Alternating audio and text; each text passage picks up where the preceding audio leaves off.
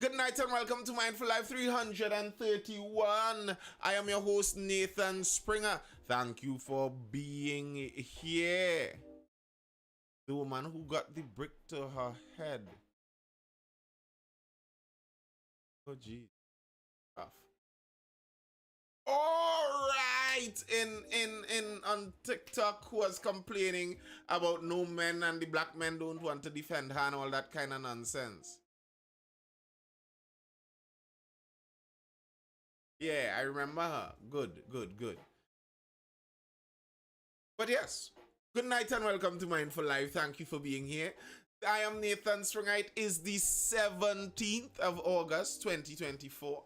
Yeah, we are on the inside. Once you're here, make sure you hit that like button. Double tap the screen over there on TikTok if you're wondering how to hit the like button. There, hit it as many times as you can. It allows the algorithm to notice some good stuff. Hit that like button over there on YouTube too if you're viewing it live now or even on repeat. So anyone missing any of the lives, if you want to catch back something you missed. Did I say August? Why did I say August? 17th of January. Did I say August? Wow. That's what you call a brain fart. Anyway, thank you guys for being here. Hit that like button. And if you're looking at this on the repeat, if you are not yet following me or subscribed over there on YouTube and you're looking at this live on TikTok or Instagram, head over to YouTube. Nathan Springer over on YouTube and you can subscribe there. Catch any of the lives missing. I know why I said August actually. That's 17th of August. That rings a bell. Yeah. or went back, one out of the two. The first story I have up this evening, tonight. Listen, oh God, I sometimes, I try not to only talk about crime, but the reality is we speak about the reality we live in, and crime is the reality we live in Trinidad and Tobago. And this one, it spoke depths about the reality of the crime situation here.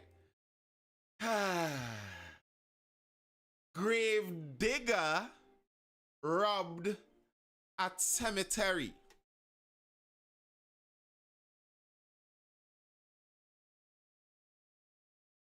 And you know I don't like the way this is a Trinidad Express article. Good night, moisture appreciator. The other byline of the article, the starting line is: criminals robbed a Tunapuna gravedigger of his Gucci bag on Tuesday. And they have Gucci in quotation marks. Like, why do they have Gucci in quotation marks? The man was robbed, and now you're trying to steal his dignity by giving some kind of suggestion here. Why is the Gucci in quotations like that? But yes, police said that around 6:30 p.m., the 43-year-old grave digger who lives in Tunapuna was preparing a grave at the Tunapuna Cemetery, located at Cemetery Street, Tunapuna. In the midst of digging, two men approached him. One was armed with a gun, and they both announced a robbery. The man ran off, fearing that he would have been shot. Minutes later, when he felt that the suspects had left, he returned to where he had parked his van. He made a check and found that a brown and gold Gucci patterned side bag valued at $125 TT, his identification, and his Samsung cellular phone were gone. Poor guy. Poor guy. But, like, as a bandit, don't they do some selection on their targets? What were you expecting from a gravedigger? What was the expectation that you had of this gravedigger? What was the lump sum? And it's two men went to rob him, so they would have to split whatever they took.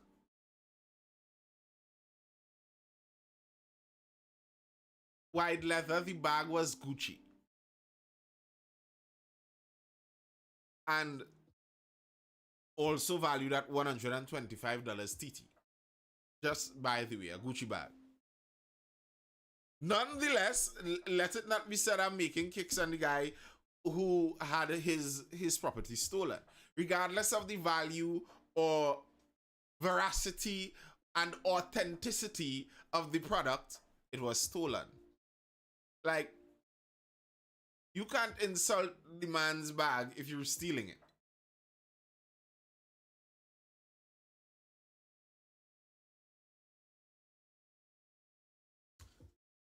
And I guess these kinds of things, these kinds of stories, are what led Tanti Cams to endorse the speaking about this state of emergency again. But she's actually trying to. Last night when I spoke about this, I said that a state of emergency is like surgery, and you can't just say that we need surgery without specifying what the surgery is about. And it seems like now she's trying to specify a little bit and get it a little more nuanced. Rise up the Matic Hex Senpai says, I suppose that's in concordance with our opposition leader. Load up the Matic and knock it again, again, and again, and again. Okay, Tanti Cams. That's what the opposition leader says. I'm quoting our opposition leader. These aren't the words of Nathan Springer. Kamla defends state of emergency. A state of emergency can at least buy the population some time by easing the crime crisis until the Keith Rowley-led government is removed at the next general election, says opposition leader Kamla Prasad Visesa. And okay, now it makes some more sense. What Tanti Cams is basically saying is that she isn't suggesting the state of emergency as her crime plan. No, she is saying that it is needed now because the PNM does not have a crime plan. So what we will do is call the state of emergency so that the people of the country could get a little ease on the crime while we wait for the Rowley administration to be voted out.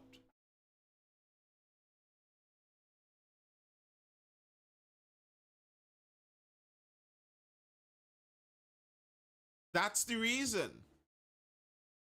Not just a random one. The purpose is to wait out Dr. Rowley. Z-Grade says the SOE should be focused on dismantling and searching the havens of gangs and giving the TTPS back the advantage. I agree, but I'm not too sure the TTPS lost that advantage by mistake. And I think that's the main problem. I don't think the problems that exist in our crime situation are of the nature that they require a state of emergency. They just require the will, the intent. And I think that the people in the positions that can make such decisions don't have the will and don't have the intent.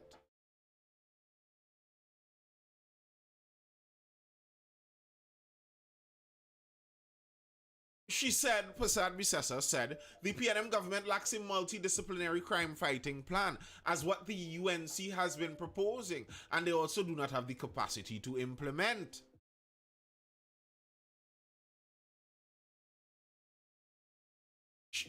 Prasad Bisesa said there are other effective plans and policies that can be implemented, which the Rowley government refuses to acknowledge. She said she has spoken to a number of these initiatives, which include stand your ground laws, giving citizens the right to access legal firearms to defend themselves against criminals. So there are 4 points that she made here, and let's go through these 4 points. I am a supporter of the stand your ground laws, but as I've said before, I don't think that the problem in Trinidad exists at the stand your ground law area.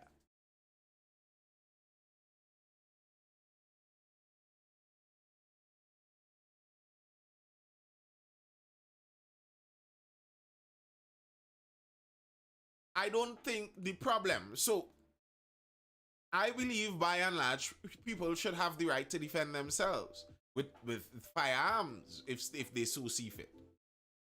And it's the purpose of stand your ground laws is that if you defend yourself, you don't face legal ramifications for it.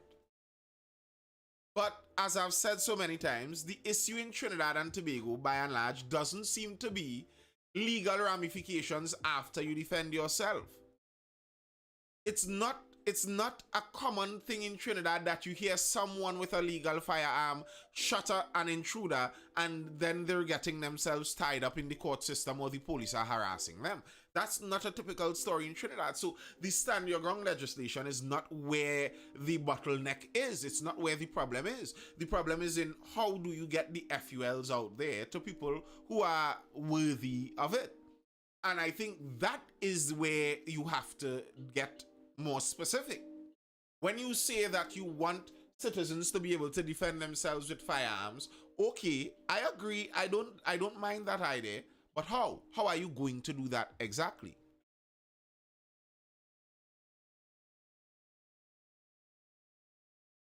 What a lot of people aren't talking about is that we have a largely demoralized TTPS, and that alone is what is crippling us. How can you ask an officer to place his neck on the line when he can't keep up with the cost of living? Now, there are different sides to that. In my personal opinion, I think we should vastly increase the requirements of police and also seriously increase their pay grade. If you are using the very same arguments that are used to pay judges and justices astronomical salaries, the logic of that very same argument could be used on police also. Be that said, let that be said. However, I don't think as it presently stands, the qualifications necessary for the job would push for the payment that some people are asking for of the job. I think if you want more pay, ask for more requirements too.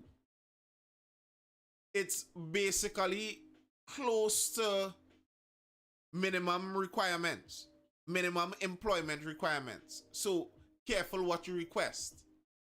And also, you know the agreement for the job when you go in. So I find it hard to buy that reason as a legitimate reason. I find it hard to buy that as a legitimate reason. That you're demoralized when you're getting the very same contract you signed.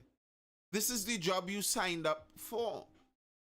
And even with the 4%, there were 1,000 people lining up to jump in the barracks for that job. Even at the pay it is currently at, if you're so demoralized, you could leave and trust me, people will fill the job. Forget requirements, policing is a dangerous job. There are many dangerous jobs out there, Zed Green. That's just the reality. And there are many people who would be willing to do that very same dangerous job for the same money or less.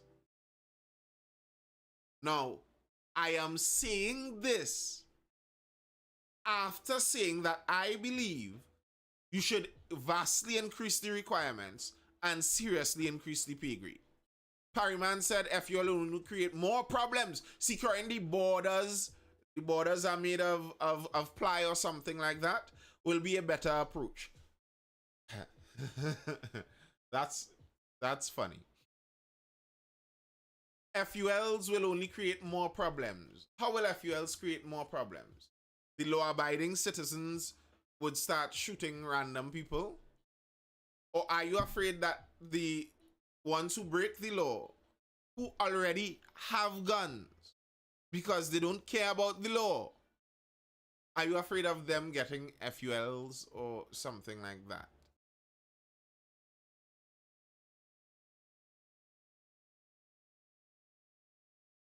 The other statement that Mrs. Prasad Bisasa said in her plan was restructuring of the National Security Ministry. Good idea.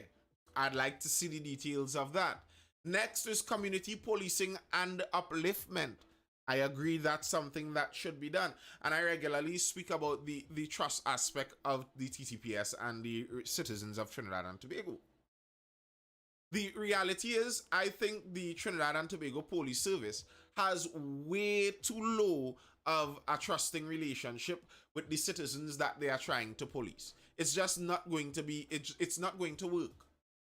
If the people that you are trying to police do not trust you, it's not going to work. It's just not working like that. Secure the borders and destroy the parallel economy that is keeping this country afloat. Yeah. And what does securing the borders look like? What does that mean?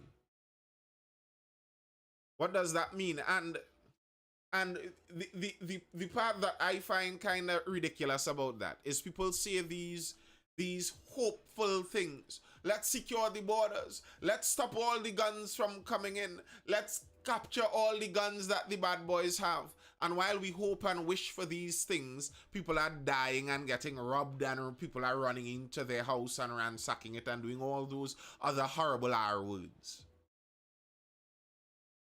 But no. You don't get a firearm. No. That will make more problems.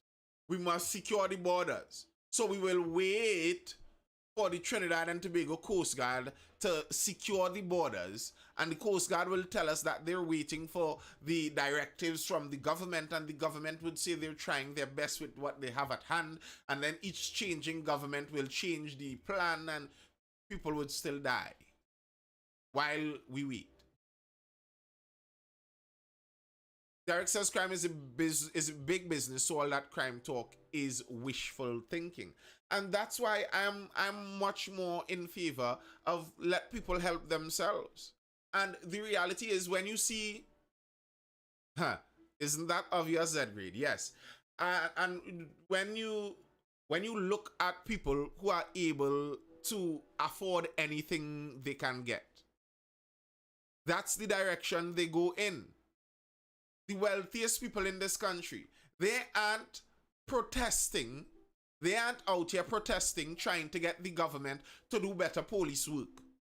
You don't see any of the 1%ers doing that. What they're doing is hiring private security, hiring the same police officers to have a group of 10 police officers in 2 vehicles circling their liming spot. That's what they're doing. Because they understand the best way to work this is to help myself and protect myself.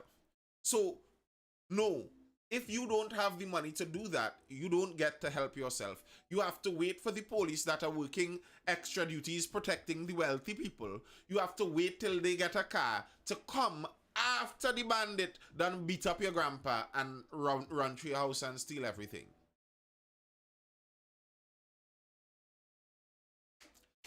Probably not a Matic wide leather.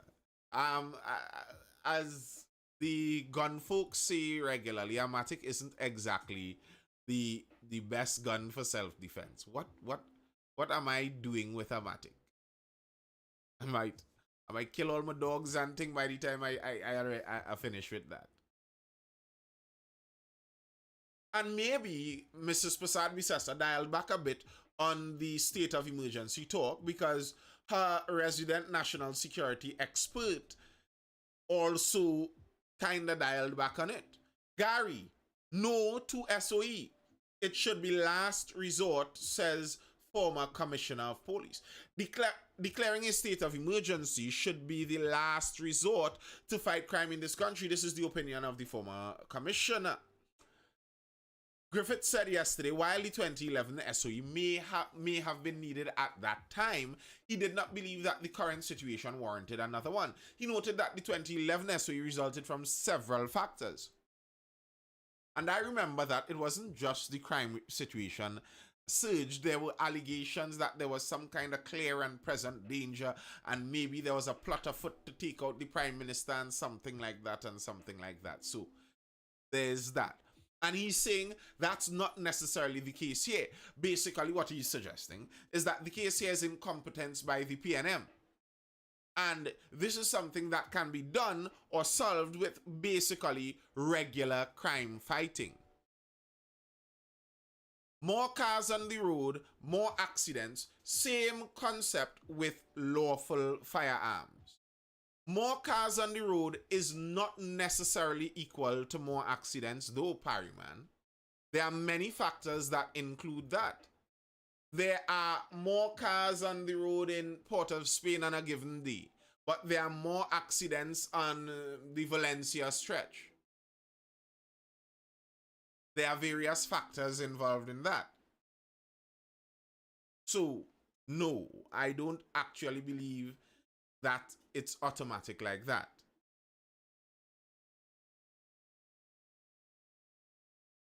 Accidents in the 70s compared to now? What do you mean? Number? Because I might say, maybe if you go statistically, and this might actually be very interesting, Parryman. Statistically, the 70s might have actually had more accidents per capita. Per number. When you break it down for the number of people around, it may have had more accidents. I don't know. And I wouldn't guess that it's automatically the other way around, because it may not be.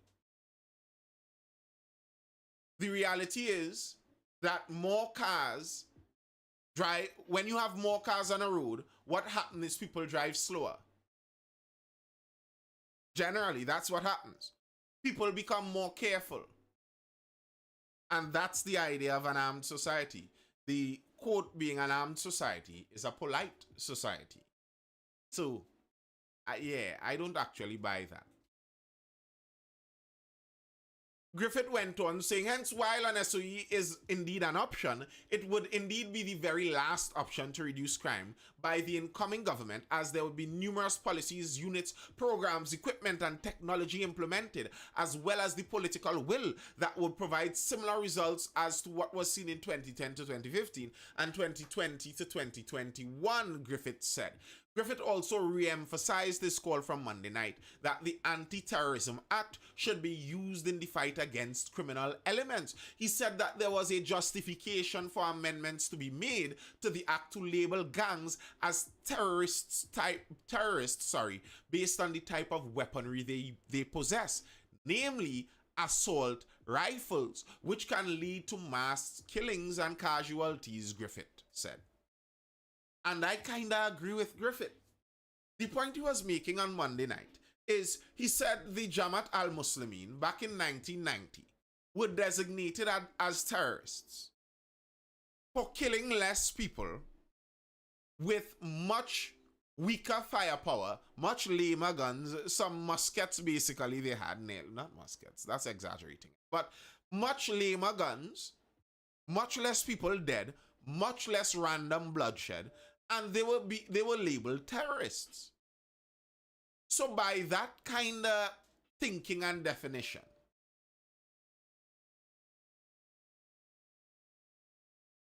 can't the gangs be also labeled terrorists?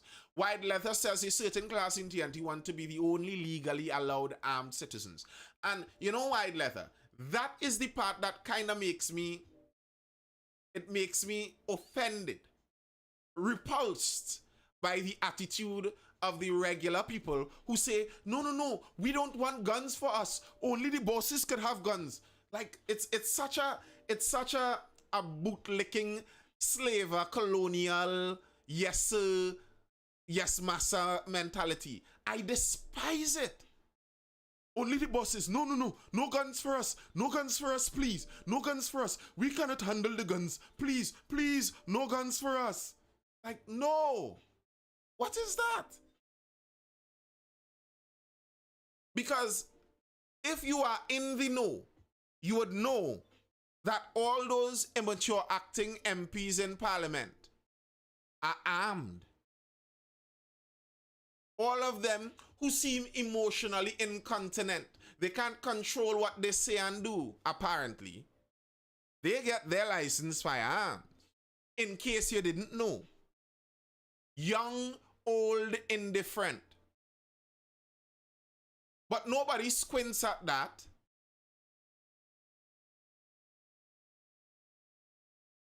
They aren't too immature to get their firearms.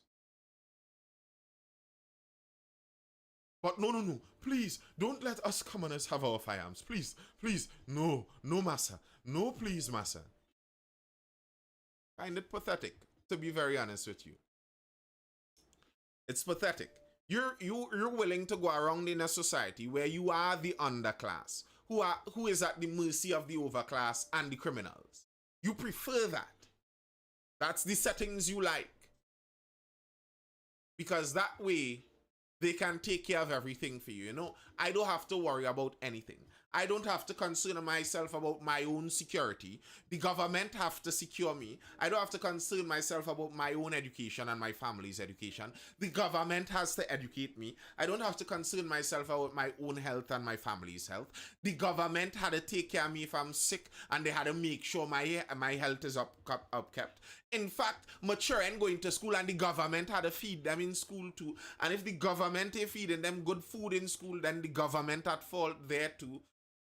In fact, I shouldn't even be responsible for my work. The government had to take care of my working too. Genuinely saying this to protect citizens from a manslaughter or murder case. No. That's paternalism, Parryman. We gave up paternalism when we shook off our colonial masters. The government is not your daddy. You as the government, it's not your job to protect the citizens from a manslaughter case. If a citizen is an idiot and wants a manslaughter case, that's their right.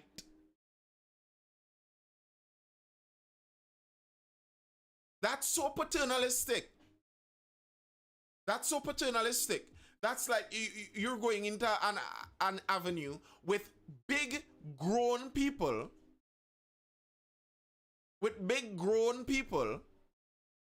and then trying to put rubber around all of the edges and put people in bubble wrap. That's not your job. People have daddies and mummies already. The state's job is not to be people's daddy and mummy.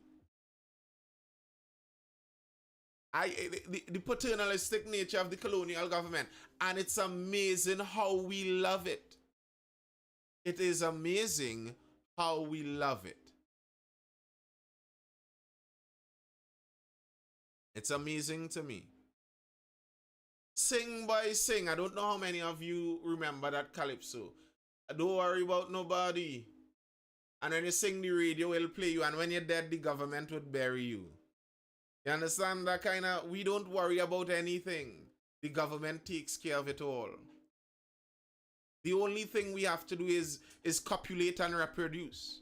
From the point, from Shadow, I don't think it was Sparrow, I think it was Shadow.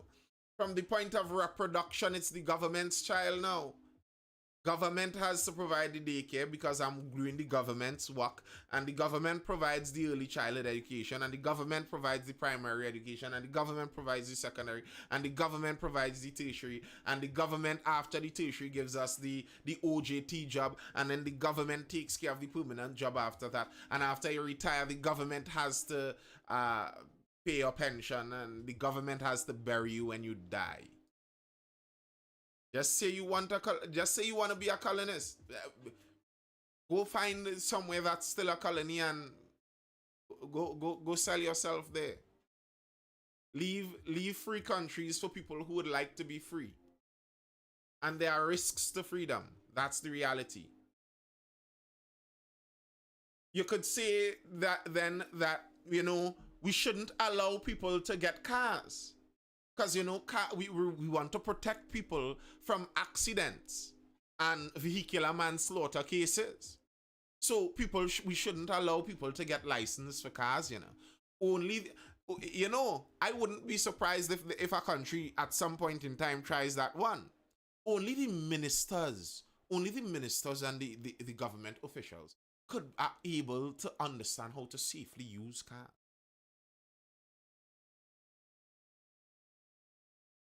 It's like those climate change guys. They want to stop air travel, decrease air travel.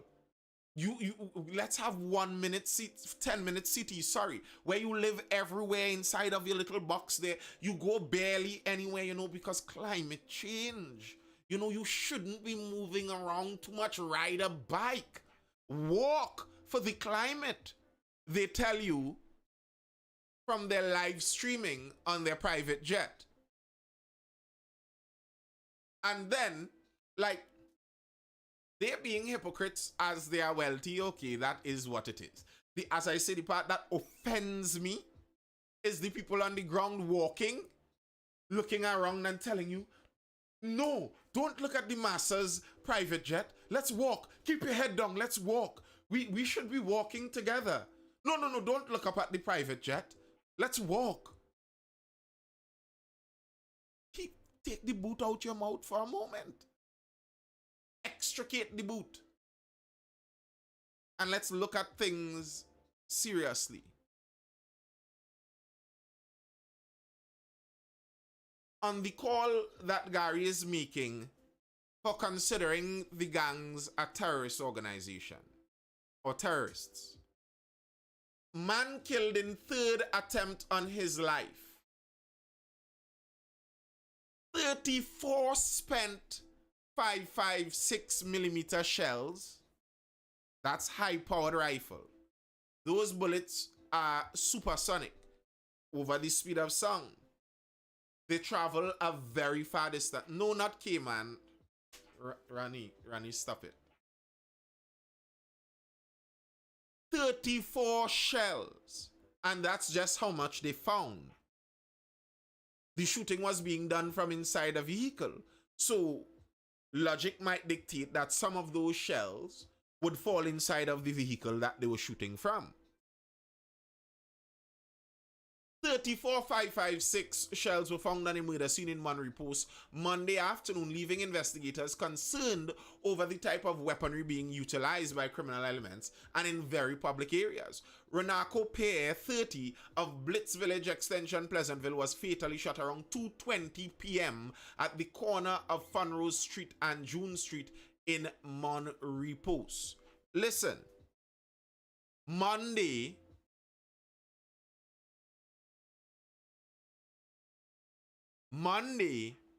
at 2:20 p.m.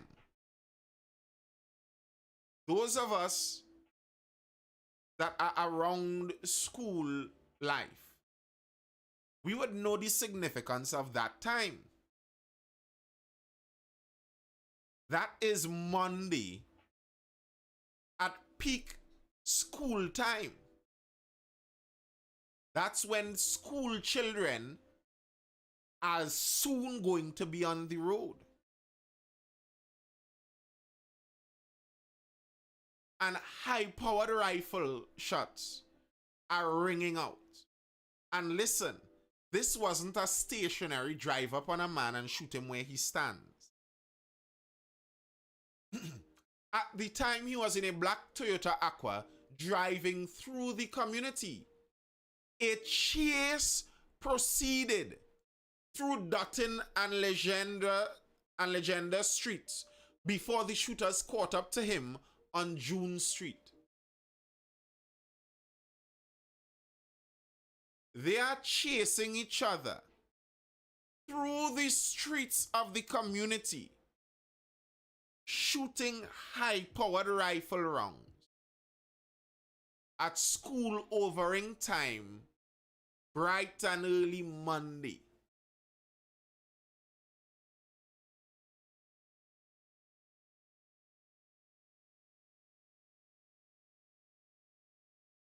I could understand calling that terrorism. I could understand calling that terrorism. That feels a lot like something terrorists would do.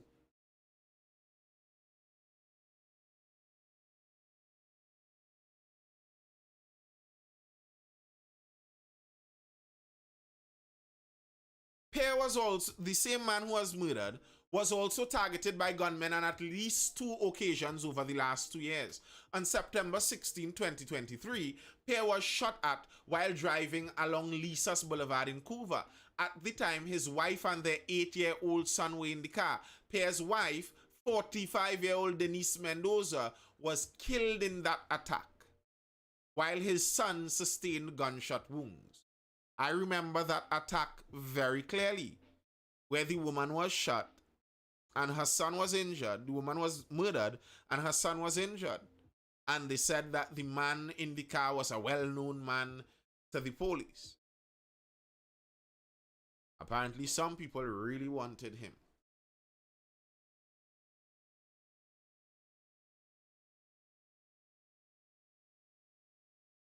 And I don't know if one has something to do with the other, but subsequent to that, I think Tuesday night there was another shooting in the Southlands. Was it a double murder? Or at least multiple people were shot. I can't remember if multiple people died. And a 17-year-old or 19-year-old rather. 19-year-old boy died playing cards. Somebody crawled out of a drain or something and shot the group of them. Is this a signal that the gang wars are moving into the Southlands too? Because as it stood for a while, a lot of the height of the insanity in the gang wars kind of seemed like it was contained on that little east-west corridor. But if it's spilling over into the Southlands too, what we gonna do?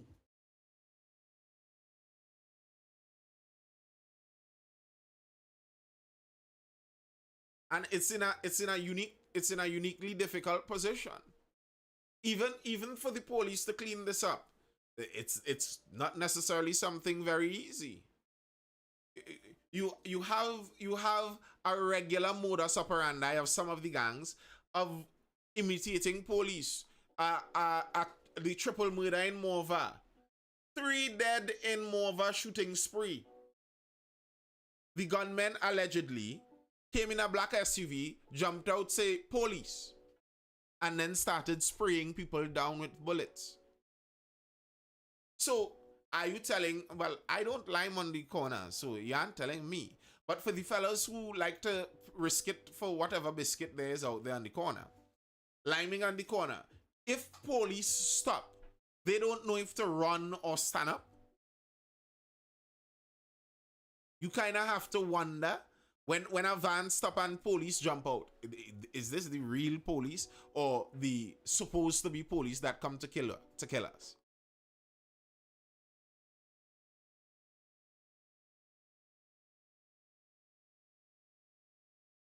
Did Erla move the Southman who was handling South well? Yes, she did. And the Southerners weren't happy about that, I tell you.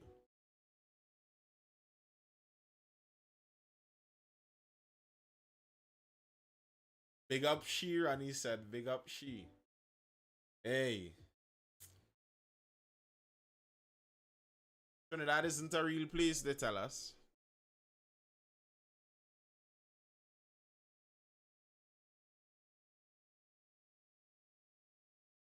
But looking at it from the holistic point of view, I could actually stand with what Gary is saying there. If there's an anti-terrorism law that can be used, it seems like something that could be tried. Because I'm tired of hearing the we're trying our best and we're seeing progress. We aren't seeing progress. It doesn't seem the best is working. We need something different out there. They cleaned up St. Paul Street allegedly, and no change, no difference. Like, I was watching the video of that. They say they found, allegedly, the alleged leader of the 6th gang whose stronghold is in St. Paul Street. in an apartment block. They're telling us they found him with a loaded gun. Like, these stories just don't add up. Derek, I was wondering the same thing, but these stories just don't add up. You're telling me this guy is allegedly the leader of one of the country's most ruthless, dangerous gangs. His headquarters is in an apartment complex surrounded by loyal people. Police in several jeep and van loads come into this compound, make their way up the stairs, I suppose burst through his door, and still find him with one gun loaded with ammunition.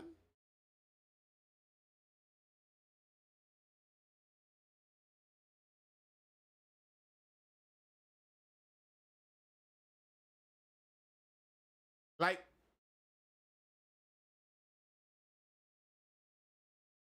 I don't mind the police cleaning up. I'd like the police to clean up, but I mean, something just doesn't seem to be adding up there. And regularly, you hear these stories where the maths doesn't seem mathematical.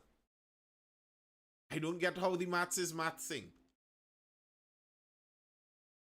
And as Derek was saying there have been allegations going on for a while now that the police are taking sides and picking favorites in some of these gang wars, and that certain particular sides of the gangs are more in cahoots with the police, and the police give some say-so and some go ahead. Now, I'm watching, there seems to have been a shake-up and a clean-up in one area. The location, the geographical location of these gangs aren't secrets. So would there be a shake-up in the other? I don't know. And you see, here's the thing. I don't think if the police go out there and do things in a biased manner for their own purposes, whoever's own purposes, I don't think that there will be long-term solutions that could be born out of that. I just don't think so. Especially when you're talking a geographical kind of war. It's like the issue that they talk about with the whole Israel and Palestine and Israel and Gaza issue, where Israel, we're not litigating all of that. We've spoken at length about that. But regardless of how your view is of the entire situation, the reality is, by Israel attacking Gaza and some innocent people dying, we're not even debating how many, some, they are actually creating future fighters that would fight against them. You kill someone's parents and family, they're going to have a lifelong vendetta against you.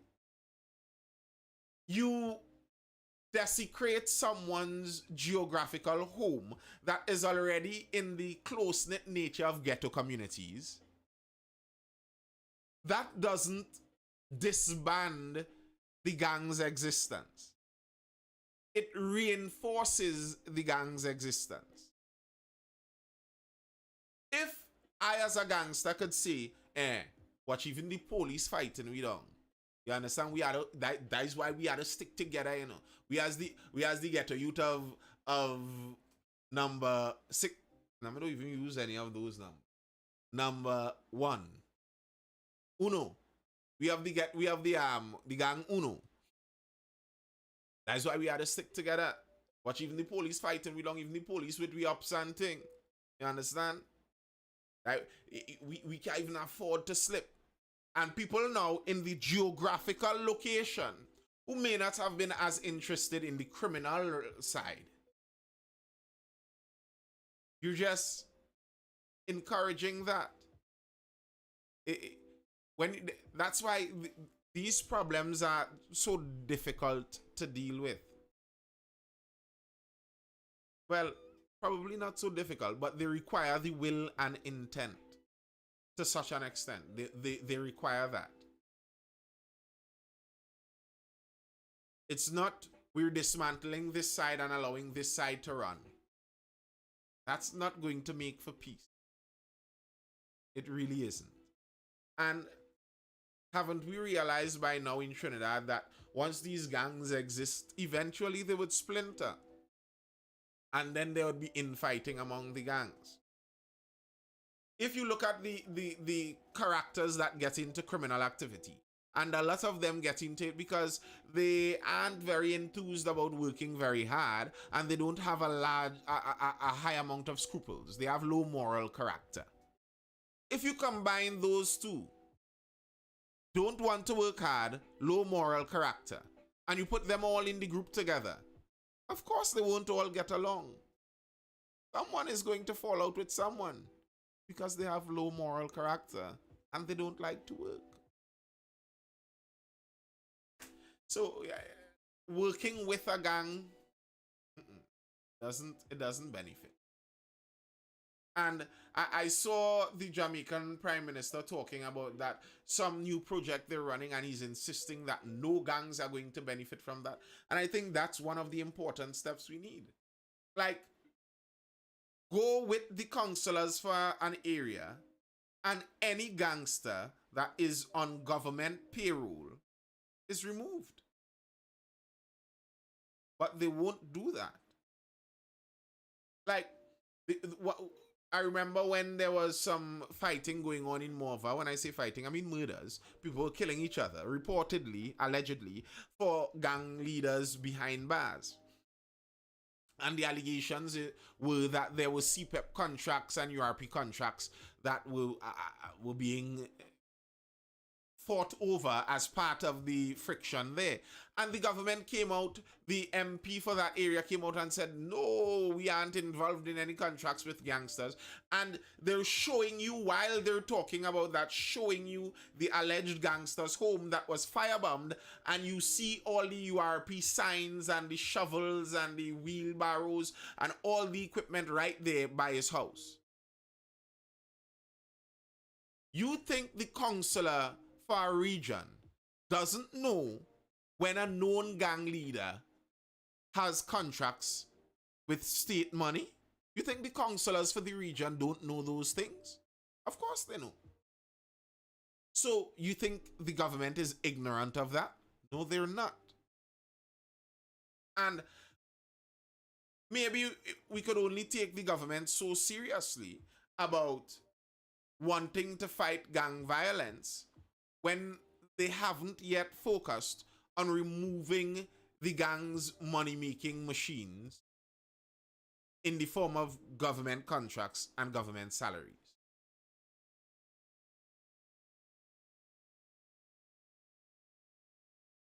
Because a large part of how these gangs are able to function, and that's why they reached to extortion, as we were reading about the other day. The fisherman who said that a gang was demanding 2,000 per month, another upped it to 10,000 per month from him just to sell his produce somewhere, and his catch somewhere, sorry.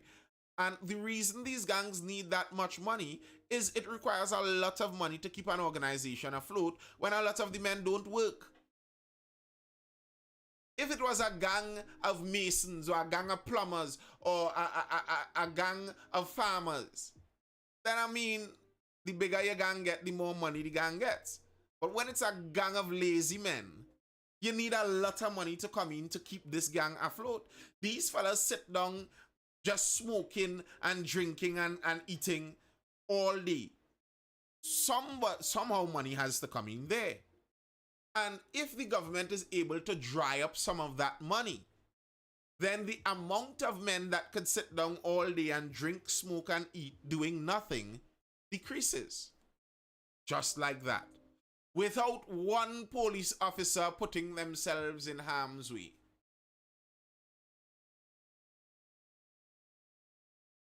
But they won't do that, would they? When you fund these gangs, you fund soldiers, you fund them able to give enough goodies to buy out another 16-year-old. And when that decreases, Nathan, they coming by us, Z Grade says. Yes, that is very true. That is very true. And that's the problem with allowing them to reach the size that they have reached already. That's the problem with that. If you starve them out when they were small, then you starve them out and they die. But when you're talking about starving out a gang that has 400 members and 50 of the members are willing to kill on a moment's notice for the gang, and another 200 members will do just about any other crime, and cumulatively they have several millions at their disposal and an arsenal of firearms already. Now, if the government really launches, it's what is happening in Ecuador. It's what is happening right now in Ecuador, where the government is attempting now to pull back some strain from the gangs, and the gangs, the government had a state of emergency to go fighting against the gangs and call it a war against the gangs, and the gangs said, "Oh, so is war you want? Well, it's war you will get," because the gangs, the cartels, are very strong. They have been building up their strength and arsenal for years. And that's similar to what's happening here in Trinidad. The truth is, though, Z-Grade, as true as that might be, the best time to do it was yesterday. The next best time to do it is today. The longer you wait, it only gets worse. And the problem becomes harder to rectify. The gangs entrench themselves more and more and more. So you have to do it ASAP. That's just what needs to be done. But alas, we sit and beg. Extortion and robberies will increase the minute they stop getting contracts. Yes, it will. 100% it will. But here are some things with that. One, the extortion and robberies increasing will automatically increase how reckless they do it, and it will increase the amount of them that would be caught doing it. First up, one. Two, if the population is armed, that becomes much less of a problem.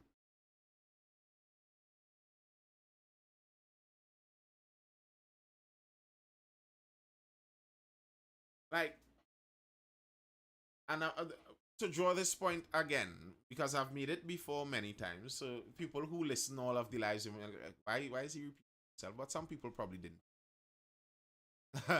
Well, we spoke about that, Umas. I agree. But when you're talking about an armed population, you're not talking about, okay, if 3 bandits run in my house, what me and my one gun going to do? No. If 3 bandits run in my house, they have the consideration that if they shoot me, a gun is going to be heard. And all of my neighbors are also armed. How are they going to leave my community? That's also the consideration of arming more people. It's not just a individual versus individual. The reality is there are more law-abiding people than there are criminals. So if you are able to, as it were, arm all the law-abiding people into their own little gang, but, you know, being law-abiding people, you may call it a militia or something such, then who has more power? All of a sudden, the bad boys who used to watch you in your eyes and screw the pan and looking to hold the eye contact as long as they can to make sure you look away, they can't do that anymore, because I could stare you back in your eye too, because we both have the same gun. And I train more at the range. I clean my gun more. It's not going to stick. Homer says I want an AK-47. No. You want a movie. an AK-47 is going to kill your whole family probably before you even touch the rubber.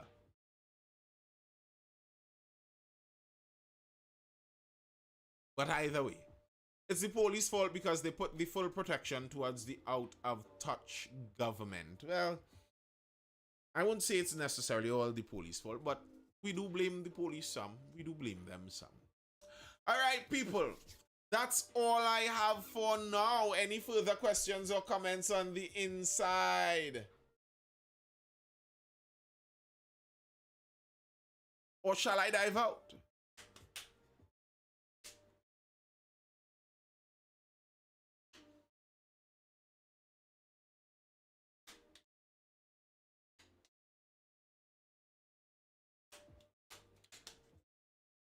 Well, ask away. Zed Grade, what's up?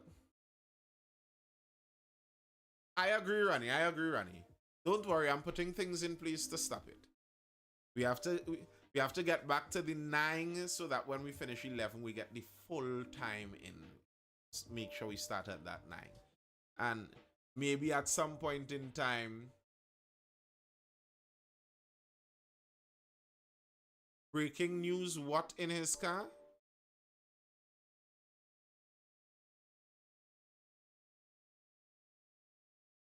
The police don't make laws, that's true. But rather enforce the laws, that's true. I'm away.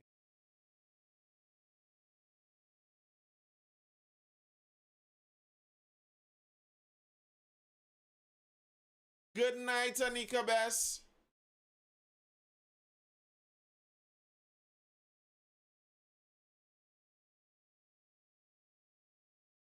Peace out. All right, folks.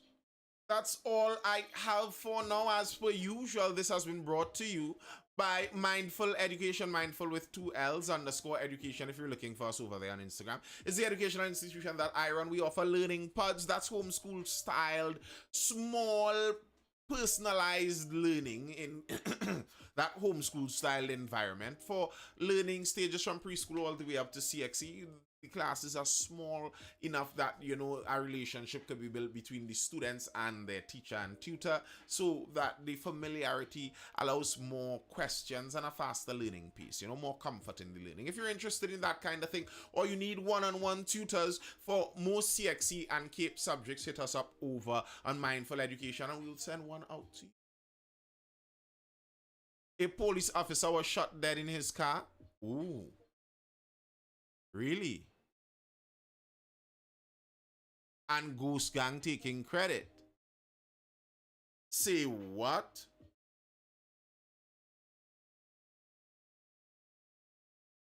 Say what? If that be true,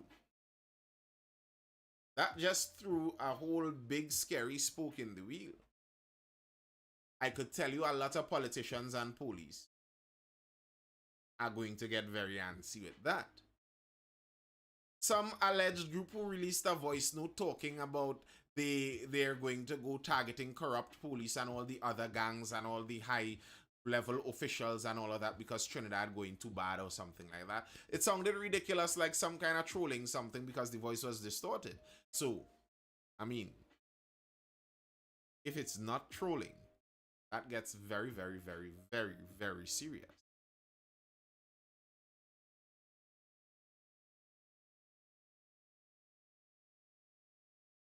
All right. Let me go see if I can find out what's going on. All right, people, I hope you're educated, informed, or entertained. I am Nathan Springer. This was the Mindful Live. I will see you guys again tomorrow night around 9 p.m. I'm going to try to, jump in that 9 p.m. time. We have to get back to a much more timely kind of basis. Tomorrow's Thursday. Thursday Talks, where we come and, we just discuss whatever is in the live, whatever is in the chat, sorry. If you want to join and discuss and join the panel and argue about something, ask me a question, you're free to do that. Tomorrow's Thursday Talks. Be sure to be here for Thursday Talks tomorrow. Until then, people, stay well, stay safe out there. It's a dangerous country. Look out for the terrorists. Peace. I'm out. Bye.